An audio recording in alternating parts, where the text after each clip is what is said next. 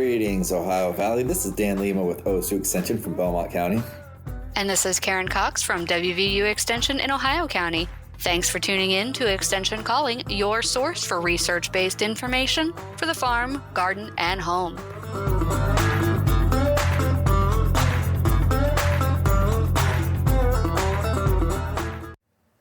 Unfortunately, we experienced some technical difficulties during the recording of this session.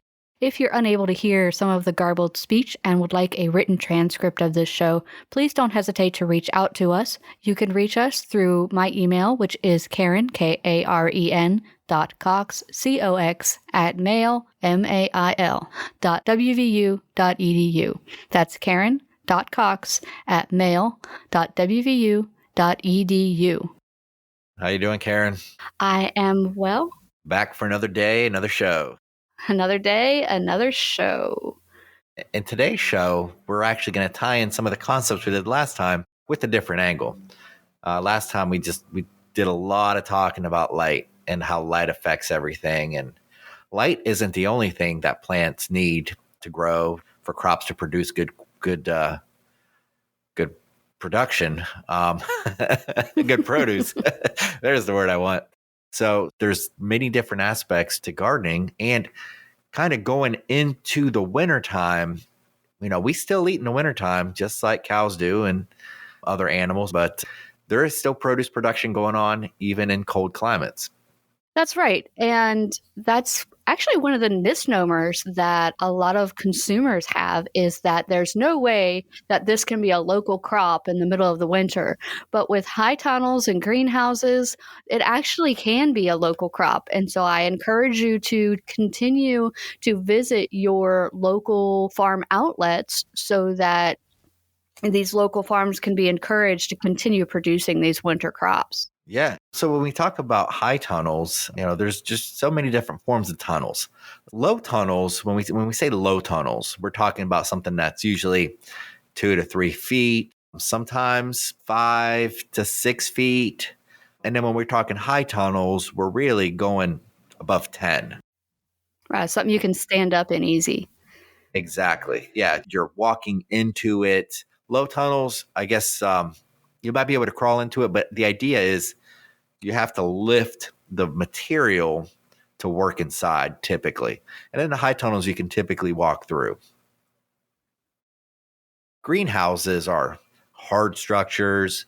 They typically are a little bit more heavy material. They're more permanent. They can have environmental controls, heating and cooling. They can have supplemental lighting. And when we typically talk about high tunnels and hoop houses, low tunnels, whatever it may be, we're typically just talking about a frame with plastic that you can move on and off. But even without that heating and cooling aspect to high tunnels, you can still get so much production out of it. And, we talk about year-round production, and, I've seen easily people talk about producing different types of vegetables. Obviously, you can't do them all year round. Right. But you can do something pretty much all year round. There are cool season vegetables that have been very successful, if not 12 months out of the year, maybe 10 months out of the year. And, that's pretty close to all year round in my book. Yeah, pretty close, especially for being in the north, right? Yeah, well, exactly. You're making a great point. When we do talk about the aspects of high tunnels, we talk about colder temperatures and usually cold tolerant crops that don't require a lot of heavy light for production. Yeah, because while we do have limited light, you can manage a lot of the other things that plants need through your farming practice. So, for instance, plants also need water, right? And in a high tunnel or greenhouse environment, you have an artificially created desert inside of these growing spaces.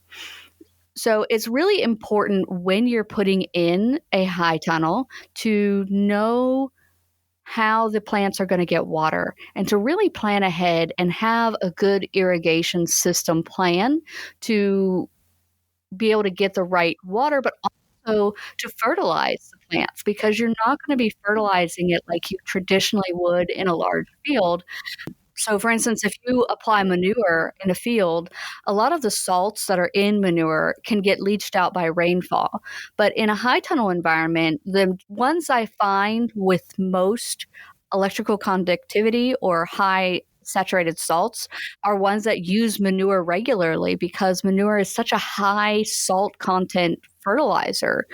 And so it's really important to recognize how to properly fertilize and how to properly irrigate in a high tunnel so that you can prevent problems.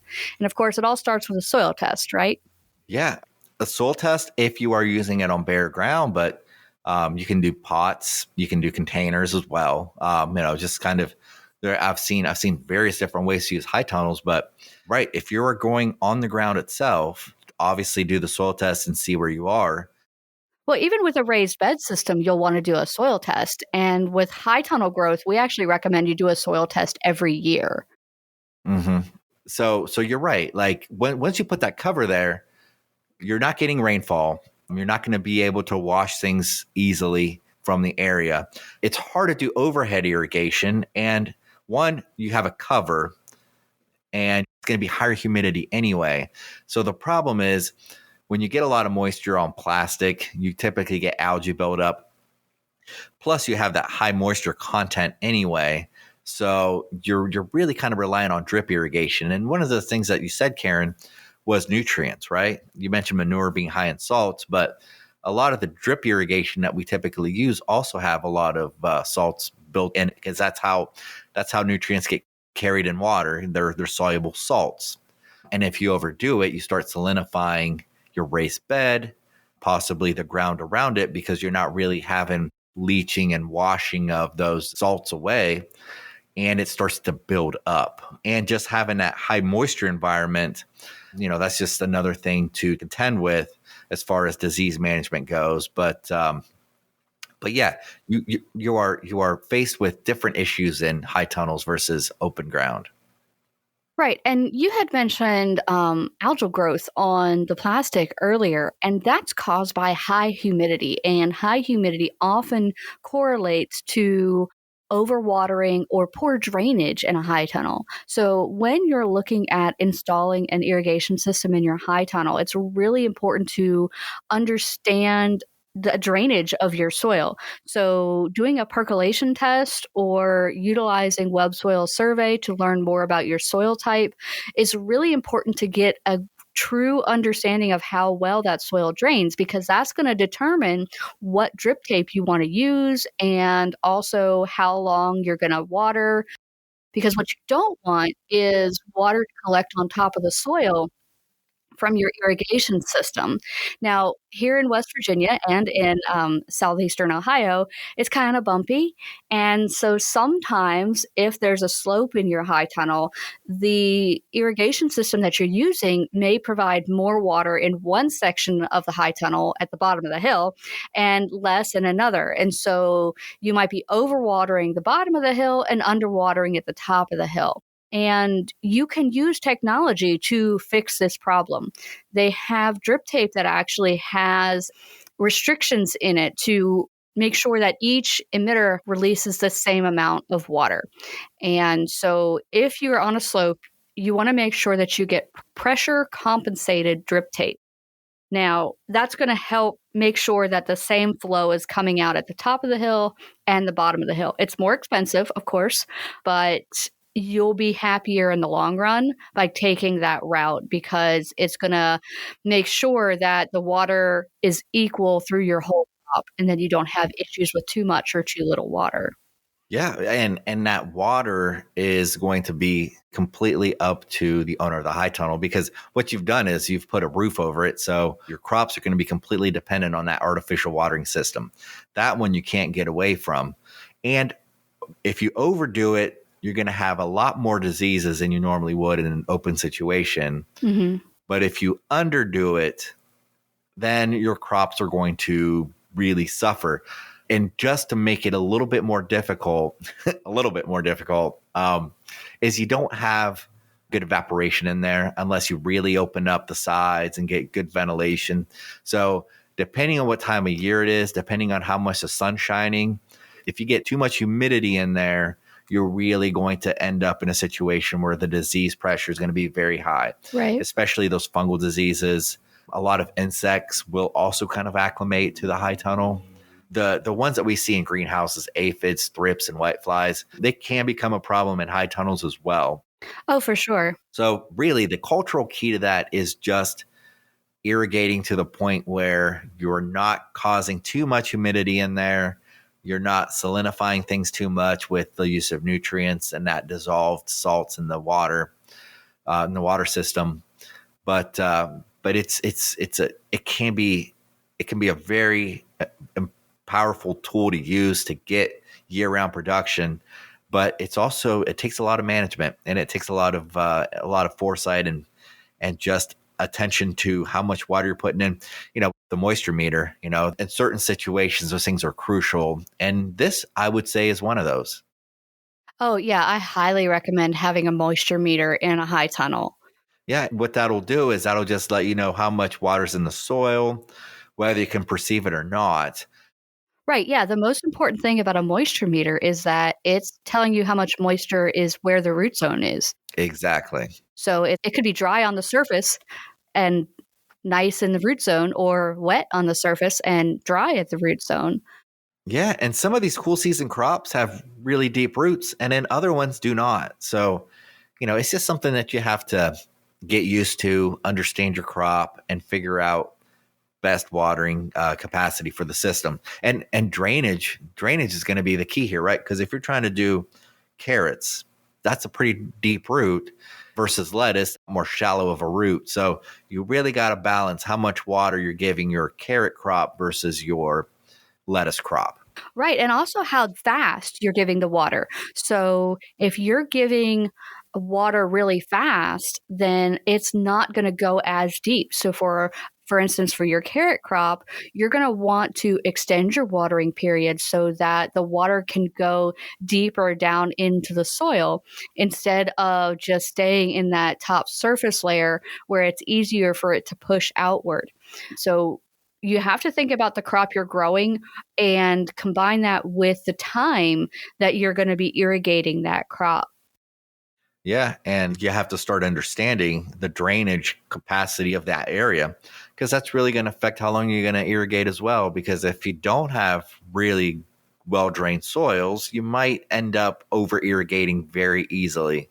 And then once that happens, you already have, you have a cover, you have high moisture, your soil's not draining, so the disease pressure goes up. And, unless there's a quick way to get good airflow in there and remove some of that high humidity, you might end up in trouble. Right. And the irrigation that you're putting in is also depending on how wide your beds are and how densely they're going to be planted. Like, for instance, if you're planting something where you have a 3 to 4 foot wide bed, and in that planting, you have 2 rows of your crop, right? And then you're just going to put 1 row of drip tape down the center of that bed. And that's going to be enough water to reach both of those rows of your crop.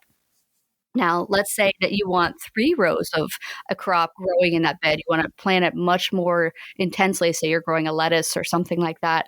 Then you're going to offset 3 rows and then put 2 strips of drip tape down in between the center row and the side row. So that way the water gets to all of the plants and that you're equally distributing it. This is really critical, especially if you're going to be using a fertigation system and you're going to be applying a fertilizer through your irrigation, which you totally should do for a high tunnel because it will save you a lot of stress and time. But if you don't have your drip tape spaced properly or have the right distribution of water or an equal distribution of water, then your fertilization is also going to be messed up as well. And you can have some plants that are getting too much fertilizer and others that aren't getting enough. And then you're also going to have to understand some of the signs and symptoms of certain deficiencies, especially if you are spoon feeding those nutrients to your crop. You have to make sure that you're using the right type of fertilizer at the right amount. What Karen was saying about soil testing, yeah, that's very important. But then just being able to look at the plant and being able to tell the differences between something like magnesium deficiency versus nitrogen deficiency, which are both give off this chlorosis type of effect. Because then, if you're reading one deficiency and you're just pumping, let's say it's a magnesium deficiency, and you're pumping more nitrogen in there, well, you're not seeing an improvement, and you're also kind of increasing the chances of salinifying that environment. It just becomes very important to figure out what deficiency it is and make sure that you correct it properly. Because if a miscalculation after a few weeks of heavy nitrogen dumping, trying to see if that'll bring the leaf back to where it should be, if it's just the wrong nutrient that you're trying to feed it, well, you just increase the salinity, and now you might have another problem altogether. So being able to identify nutrient deficiencies in your crop, as well as the soil test and kind of see what's already there, becomes a very important skill to have as a high tunnel farmer. Right. And let's say that maybe you don't have that eye yet. You're just a new farmer, you're getting started, and you don't know all of those deficiencies. There are things you can do to help know exactly what your plant is deficient in, and that's called a tissue test. So you would take a portion of the plant, and you can either send it off to get a tissue test done through a company, or you can purchase a sap tester that you crush the leaf up, and it'll tell you what the different deficiencies are. Now, those sap testers do tend to be fairly expensive. And so up front, maybe while you're getting your feet under you, sending a tissue test off to a company might be the better option. But if you're a large producer and you're doing a lot of tissue testing, those sap testers are a better investment for you. Yeah, that will really help hone in on what the issue might be. And then the more you do it, the more you become familiar with the symptoms. And then you'll be able to kind of just adjust things by eye. But it's always good to get that science test behind it, just to figure out, yes, this is what it is. Because a lot of things look similar. Yeah, that's true. And I want to pull this back to soil testing and to say that in high tunnels, you have different nutrient needs. So, for instance, phosphorus is very plentiful in our local soils. And especially if you have used a manure-based fertilization for your high tunnel, not only have you increased salts, but you've likely increased your phosphorus as well. So you want to keep a close eye on that, because a lot of times in our high tunnels, there's plentiful phosphorus and you don't need to add any. So you are adding a nutrient that you don't need to, which means you are using more money than you need to. So when you're purchasing fertilizer, knowing your soil test and knowing your tissue test is going to help you fine tune exactly how little fertilizer you can use. Yeah, and keep track of that stuff. Keep track of how much production you're increasing, how much you're making. And that's another thing. So when you're selling local produce that's fresh at a time when it's not as available to most people, you can get that premium. And with that premium, you can probably do things in that kind of situations that you couldn't do towards the end of summer when there's so much out there already. So just understand that you're not going to be selling your produce for the same in the wintertime as you would in the early fall, let's say. So from a management standpoint, that's going to change what you're going to do. You're going to be able to do things that are maybe a little bit more expensive in terms of fertilizers. Obviously, the high tunnel has a cost itself, irrigation systems and all that. But hopefully you've adjusted the price of your produce to reflect that higher input that you're putting into your crop. And honestly, if the consumer wants fresh local produce, people can kind of put two and two together and understand that it's going to cost more to get a freshly grown tomato in December than it would be to buy one in September. Yeah. And I don't want you to think that you have to figure all this out on your own. There's been a lot of research done on exactly how much of what nutrient these different crops that we typically produce will need.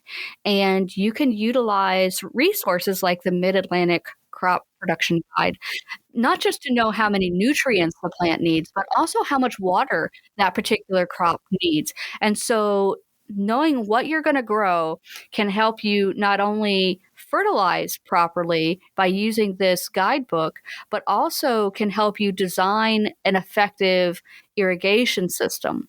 And I want to make sure we do take time today to talk about the fact that there is funding through the NRCS for micro irrigation systems.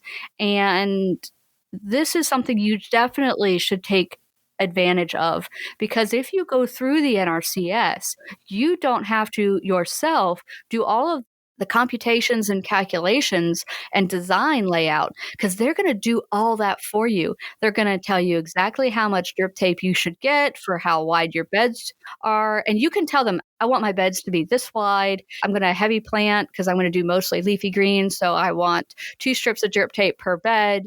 You can give them those types of specifications, and they're going to put together something that is going to be effective for the growing space in your high tunnel. So if you've been just kind of winging it and you aren't sure if you have it right, or you've had continual problems with the irrigation system you have, reach out to the NRCS for their micro irrigation cost share program and get that technical assistance that they can provide for you to improve the long-term success of your high tunnel production. It's a really great program. There's a lot of people who understand irrigation much better than I or Dan do. But go to that technical expertise and get some help. You don't have to do everything on your own. I know as a secret code or something that farmers are very independent people, but utilize your support networks. Yeah, and just for the audience out there that isn't familiar with NRCS, that stands for Natural Resource Conservation Service, and it's a branch of the USDA. Yeah. Which stands for United States Department of Agriculture. Well, it's just, we use these acronyms, but not everyone's familiar with them as we are. So put that plug in there.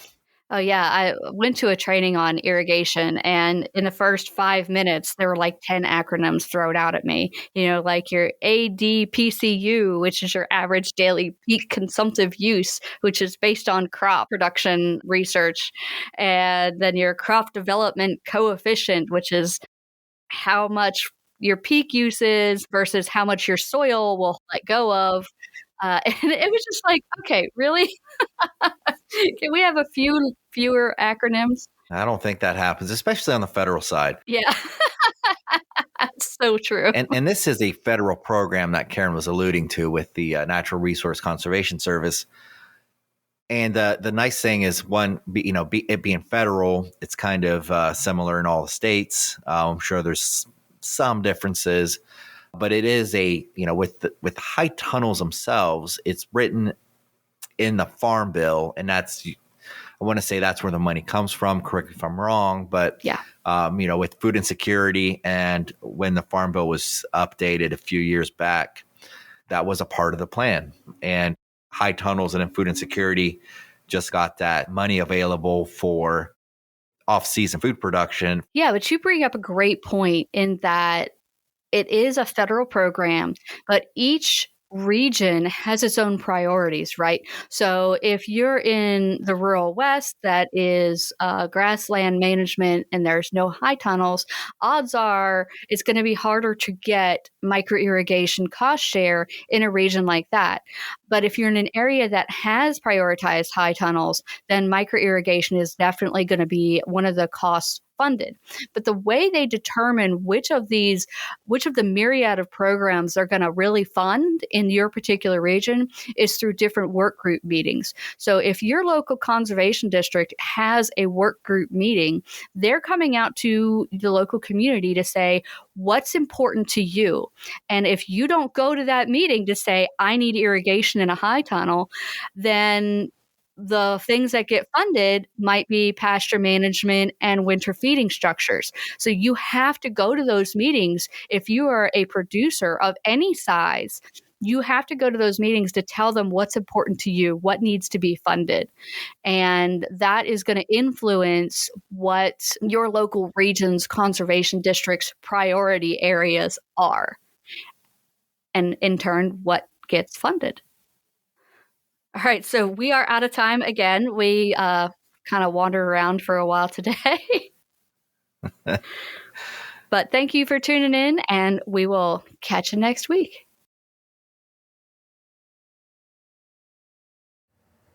Unfortunately, we experienced some technical difficulties during the recording of this session.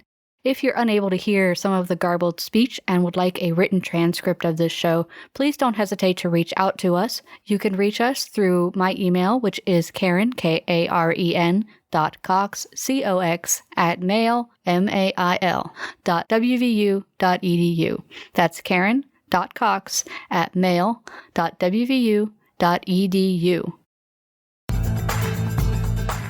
Thanks for listening to Extension Calling. This show is a collaboration between OSU Belmont County Extension Educator Dan Lima and WVU Ohio County Extension Agent Karen Cox. If you'd like a transcript of this show, contact us at the office.